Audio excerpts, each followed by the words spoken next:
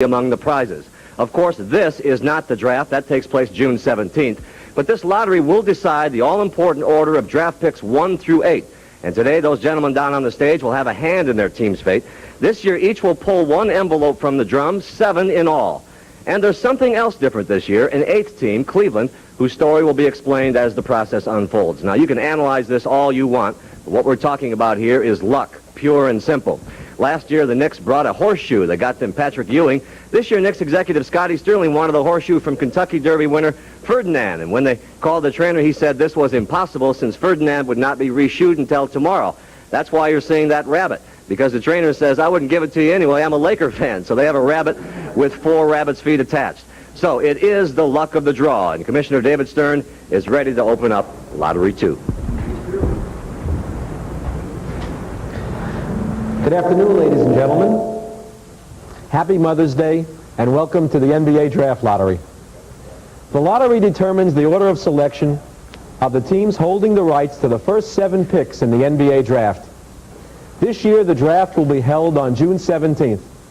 For the most talented young basketball players in the world, it is a gateway to the ultimate competition. For our teams and fans, it is a source of renewed hope and optimism. The first 7 picks in the draft are initially awarded to the 7 teams that failed to qualify for the NBA playoffs. Those teams have the right, however, to trade their picks, and as a result, 3 of the teams involved in today's lottery gained their right to participate through trades. The 7 teams in this year's lottery are the Golden State Warriors, represented by Al Attles, the Boston Celtics, represented by Red Auerbach, the Philadelphia 76ers, represented by Pat Williams, the Indiana Pacers, represented by Don Walsh, the New York Knicks, represented by Scotty Sterling, the Phoenix Suns, represented by Jerry Colangelo, and the Dallas Mavericks, represented by Norm Sanju. The identity of the team selecting at each position will be determined by a random draw of 7 envelopes. Each envelope contains the logo of one of the participating teams and will be selected from this drum by a team representative. The initial envelope selected from the drum will be placed on the board behind me in position number 7. The remaining envelopes will be placed on the board in descending order. So the last envelope remaining in the drum, after all others have been drawn, represents the first selection in the 1986 NBA Draft.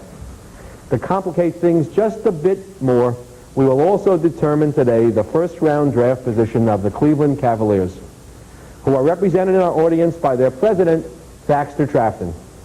By prior agreement, the Cavaliers will be awarded the draft position immediately following the Dallas Mavericks, but no higher than 3rd.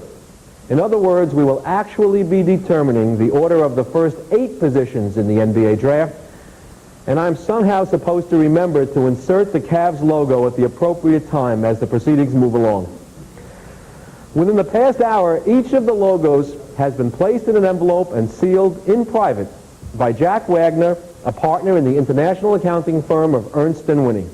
Since then, Mr. Wagner has retained exclusive custody of the envelopes, and I will now ask him to place them in the drum.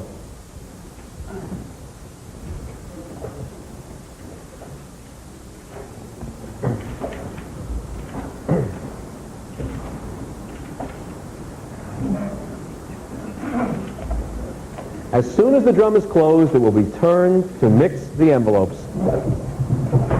That is Jack Joyce, head of NBA security, who actually did guard those envelopes. He was unarmed.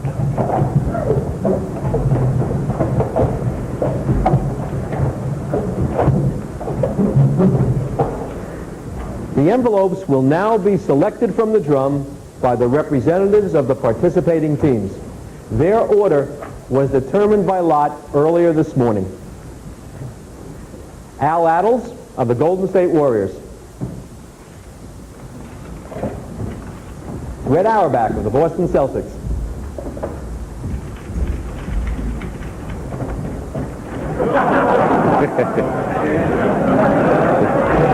Red Auerbach.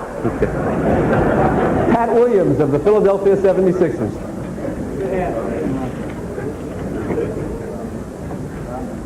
Don Walsh of the Indiana Pacers. These guys are all nervous. Scotty Sterling of the New York Knicks. Jerry Colangelo of the Phoenix Suns. The remaining envelope, which contains the logo of the team that will pick first in the 1986 NBA Draft, will be removed from the drum by Norm Sanju of the Dallas Mavericks. And the only man who hopes that's his card. Thank you, gentlemen. I will now open the envelopes. And here we go.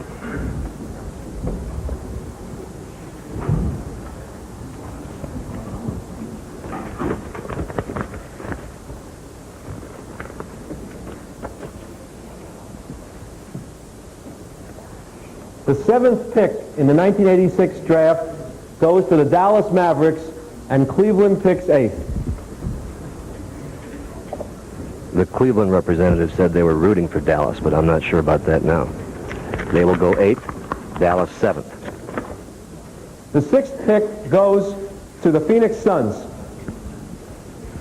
So that leaves Boston, Philadelphia, Golden State, New York, and Indiana. Jerry Colangelo brought a jersey. The 5th pick goes to the New York Knicks.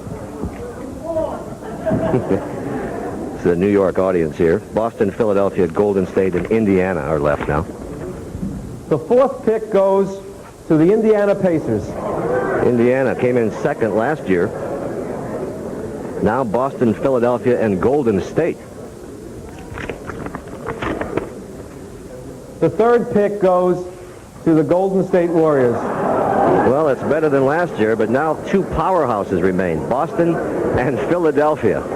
Red Auerbach has got a cigar in his hand. And Pat Williams' mind has left that game right now, I'll tell you The that. 2nd pick goes to the Boston Celtics.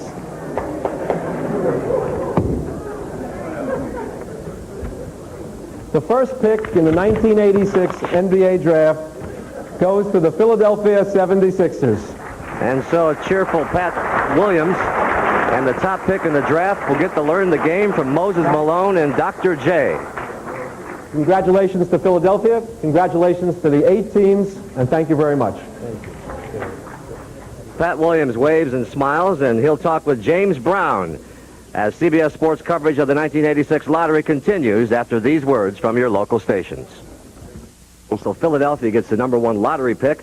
Pat Williams is down on stage now with James Brown. James? All right, Pat, thank you very much. And we turn to another, Pat. The first question, and the obvious one, is who will be the player that Philadelphia 76ers will select? Well, we've got a month to figure that out. We obviously need some size up front, so we'll be looking at all the big people and figure out what to do. Brad Daughtery seems to be the name that is coming up with a lot of people, but we want to really take our time, study it, and there's also the option of trade to be in that #1 spot. There's an awful lot of talking that will take place in the next month to see Now, if we can trade that pick. the three big names, of course, have been Daughtery, Bias, and Washburn, but Walter Berry was a name discussed previously. Is that a consideration? Well, he's a good player and a very talented small forward. William Bedford at Memphis State is another big guy that has to be studied. It's really the deepest draft, and even though Philadelphia won it, and we're happy about that, I think picking at 7, 8, it really doesn't make a whole lot of difference. Those clubs down there are going to get probably just as good a player. This didn't have quite the impact of last year with Patrick Ewing. Congratulations, Pat Williams, Philadelphia 76ers. Back to you, Pat O'Brien. All right, thank you, James. So now let's recap the order of selections that has just been determined now. Philadelphia with #1, Boston, Golden State, Indiana, New York, Phoenix, Dallas, and Cleveland. Lottery 2 is now history. I'm Pat O'Brien. Thank you for joining us at the half. For James Brown.